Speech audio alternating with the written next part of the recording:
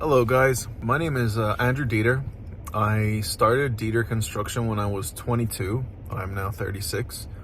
And I think for the past year, I've really wanted to start a YouTube channel to get to just show people what it is that we're doing and not always show them the great stuff. We're doing this and we've got this, all the bright stuff that you always seem to see. We wanted to really show a lot of that too, you know, the good stuff, but also the things that are tough and the mistakes we make and the things that we're learning, and hopefully to try to shine a light on those things that are just part of business and that happen. So we decided to make 2024 the year and to get that started. So I hope that everyone's gonna enjoy it and like it. And if you have any, you know, questions or you want to know something more, please leave a comment. Got in this morning. It's a lot nicer of a day than it was yesterday. Yesterday was bloody freezing and it snowed a little bit. So first thing I'm gonna do is make myself a good cup of Irish tea. Barry's tea. It's good stuff. Have a cup of that and get to work. Got to make a few phone calls. One of them is a phone call to the electrical company so I can get permanent power on our, I should hold the camera more like this, shouldn't I? But it's hard to pour boiling water and look into a camera, I'm not gonna lie. Yeah, got that done. Anyway, to call the electrical company to get permanent power on for our apartment building, because we've had temporary power, now we need permanent power. We're gonna get that done and kind of go from there.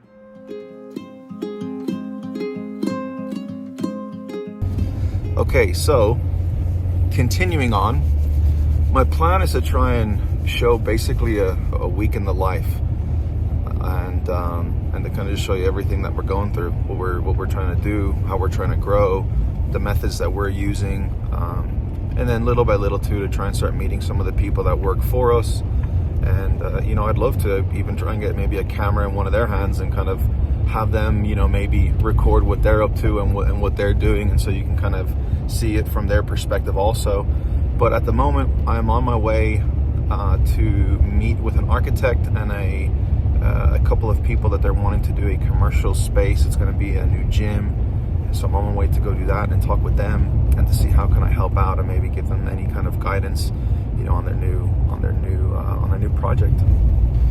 The weather is still a bit miserable, lightly snowing, not too much, and it is bloody cold. 20 degrees outside, but I'd say it feels like worse, obviously.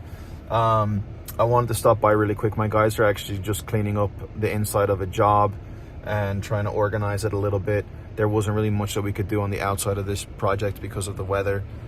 It's just very cold, and it's not really safe to set up scaffold, or it's not really safe to be driving equipment, especially the fact that there's snow and things on the ground. So I'm gonna jump out and have a quick look at them. This is the project here in front. She's got a couple of guys doing a nice cleanup. You can see the guys are in. We're getting this space cleaned up. That's how cold it is. It's looking good. My next stop is a spec home that we are building in Bella Vista. So the block guys are just getting done. And this is the garage.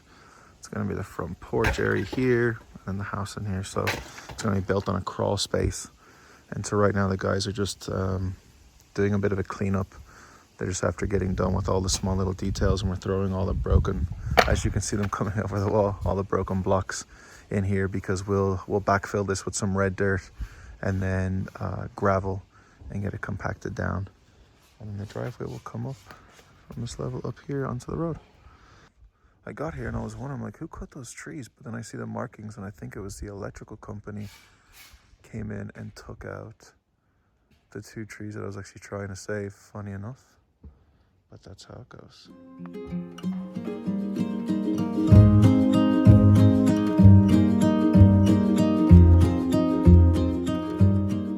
Okay, so my meeting is complete.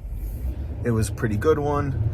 They just kind of wanted to talk about kind of budgets and where were we at, when the job was going to be complete, which we are hoping middle to end of February.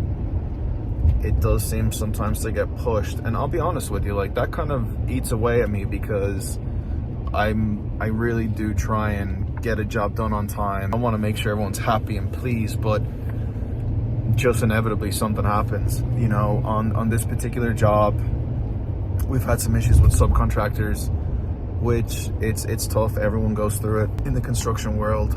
We've had to kind of, you know, jump through those hoops. Now it's material, and we're trying to get that figured out, and so it just always seems to be something. But in the end of the day, you just have to kind of keep your head up, positive. The product is good, the building looks great, the architect was by last week, said it himself, looked awesome. We're moving along good, but if I'm, you know, say 3 weeks or a month behind, you know, I don't really like that. I really like to try and get done, you know, when I say I'm going to be done. Which again, it's easier said than done. I'm on my way back to the office. I've got an estimate to go do at 3 o'clock today, and I always like to try and go and do all my own estimates, just because I know kind of where we need to be at as far as cost, and I try and kind of keep up with all of the expenses as far as, you know, how much things cost, and, you know, obviously I know how much I'm paying my employees to work, and honestly too, I enjoy kind of meeting the people and getting to talk with them and having that, you know, that first time meeting someone's really important. It kind of sets the tone for everything. They know who they're going to be working with, or who they could be potentially working with. On my way to the next job site, we're going to go and get a new project started. It is a storage facility, and I didn't actually build this storage facility myself, but what happened is a guy that is building it, that probably, that's one of my guys driving by, a guy that did build it is a little bit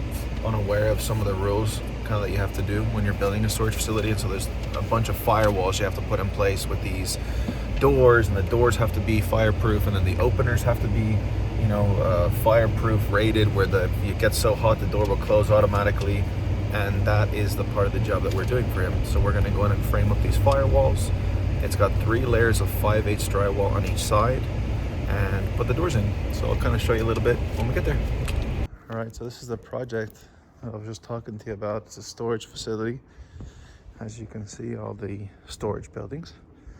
And I'll kind of show you real quick what it is that we're going to do. So it might get a bit dark in here, but I don't think it'll be too bad. But when you go in, you see these walls. So this actually has 2 walls inside of it. But this area that they left all the panels off. So pointing with my finger, here we go. That'll all have framing on it. And then we'll do 3 layers on each side of 5/8 drywall. And then on the very top where it meets up here, we'll do fire caulking, and then we'll tape and mud the seams. And then in the hallway, we put a door in. So the door will get cased in right here. We'll put a door in it, and then that gets a closure. A closure is kind of something, I'll walk down here and show you. So when I say a closure, but on the ones that we're going to install, they have a little specialty piece that clips on, and I'll show you that when we do it. This is one of our commercial job sites that we have over in Rogers, and it is getting toward the finishing stages of everything. So we have guys doing curb and getting sidewalk prepped, and the brick has been on. So this brick is almost like kind of like a veneer. It's a really thin brick. And then this is a MAC panel. It's actually metal. It goes on really easy, nice, clean looking. Almost looks like a wood. And after we're done with that, we'll put on a parapet cap. That'll kind of give us a nice clean look on top. It's coming along pretty good. We had actually poured concrete too around these. This is a grease tank, and the guys have forgot to put the rebar in it. So we have to take it back out, put rebar in it. And we didn't wait for someone to tell us. The city didn't come and say, you didn't do it. It's just something that we had kind of overlooked, and went back and asked the guys if they had done that. They were honest, so they didn't. So we took it out by ourselves because we don't want to have issues down the road. It's not worth it. Better to do it right the first time, as they say. Today is grouting the wall day. So what we'll do is we're gonna core fill the block that's up pretty high. We'll core fill that, really all of those we call like little cells, which are like the little kind of, well, I'll show you. Like these right here. So this would be a cell.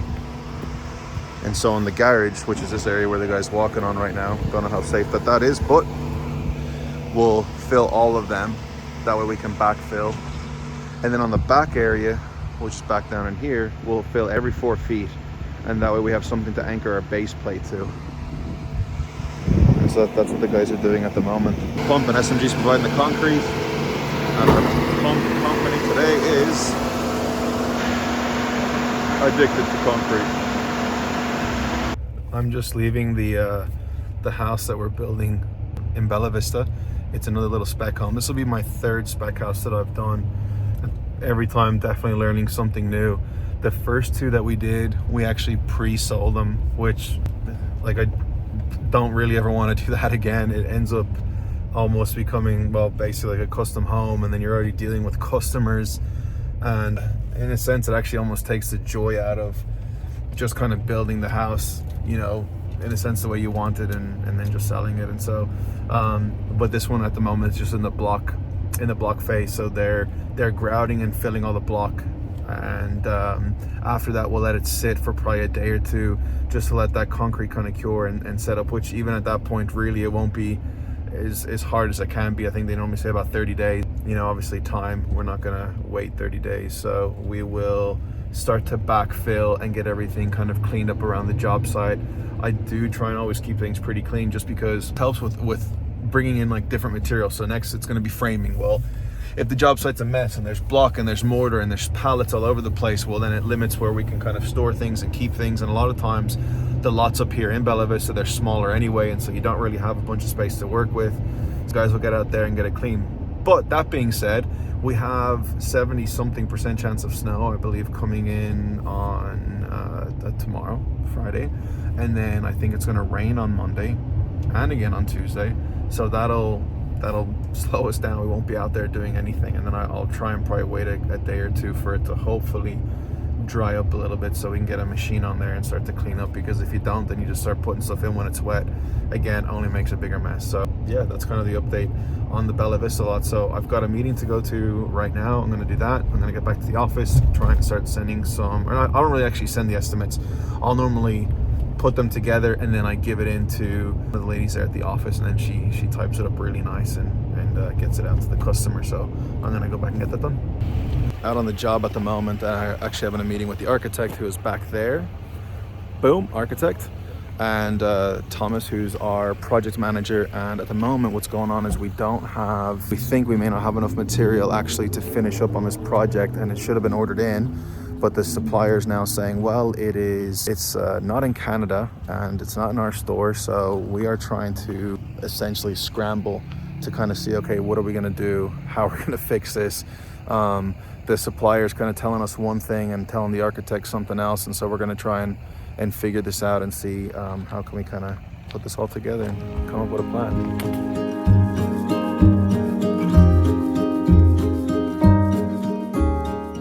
So I made it a little bit early to a house. I've got to do an estimate. They want to add a bedroom into their attic space. We came to look at that about a year ago. I was able to kind of make like this sheet that helps me. So when like a customer calls or someone calls, it helps me to be able to kind of send it to them and to see, it's like, hey, this is a project that we want, or we're going to be a good fit for you. And so we send that over to them.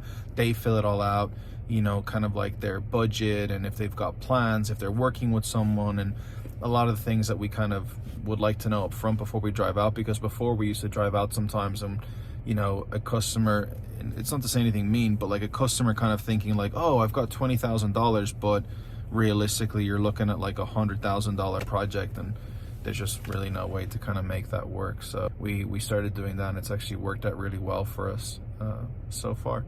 We do a lot of commercial work, or we started doing a lot of commercial work, and a lot of people kind of always ask us like, hey, why don't you you know, why don't you stop doing residential?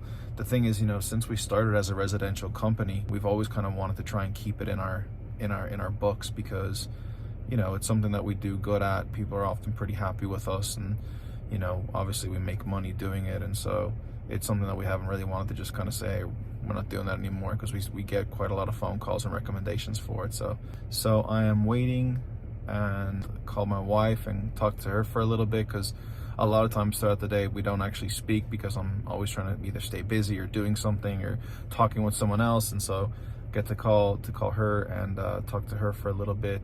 After this, I'm gonna probably head home for the day and get some time with the kids and hang out. Yeah, that's it. Bye.